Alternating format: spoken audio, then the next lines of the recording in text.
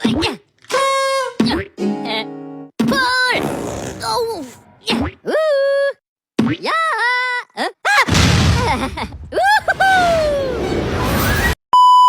Selamat siang kepada Bapak Guru dan teman-teman sekalian. Saya Chelsea Anugrah Indah Siburian dari kelas Laurentius 8 akan mengerjakan tugas sejarah saya, yaitu membahas tentang ekonomi pada masa liberal. Kebijakan ekonomi liberal adalah pendekatan ekonomi yang mendukung pasar bebas, minimalisasi intervensi pemerintah, dan kebebasan individu dalam melakukan aktivitas ekonomi. Berikut adalah beberapa prinsip utama kebijakan ekonomi liberal.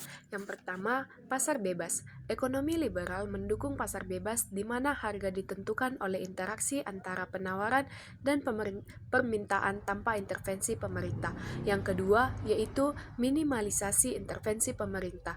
Pemerintah hanya berperan sebagai pengawas dan penegak hukum, bukan sebagai pelaku ekonomi langsung. Yang ketiga, kebebasan individu.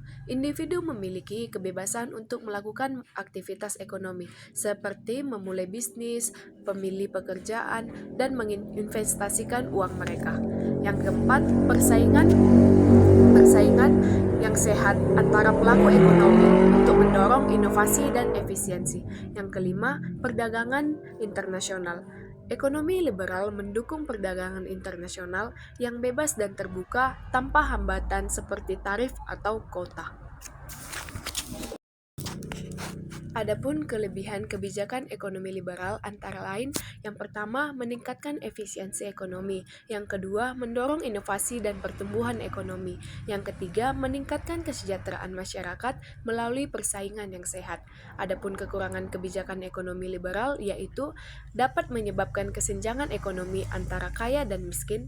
Yang kedua, dapat menyebabkan ketidakstabilan ekonomi jika tidak diatur dengan baik. Yang keempat, dapat mengabaikan kepentingan sosial dan lingkungan. Contoh kebijakan ekonomi liberal di Indonesia antara lain, yang pertama, deregulasi ekonomi pada tahun 1980-an. Yang kedua, liberalisasi perdagangan dan investasi.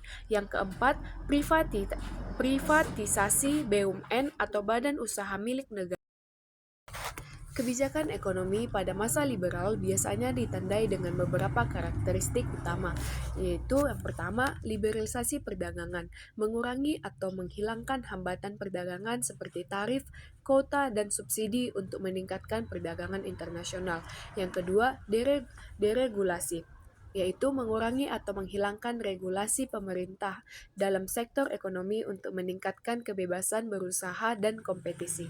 Yang keempat, privatisasi, yaitu mengalihkan kepemilikan dan mengelola aset-aset negara kepada sektor swasta untuk meningkatkan efisiensi dan mengurangi beban pemerintah.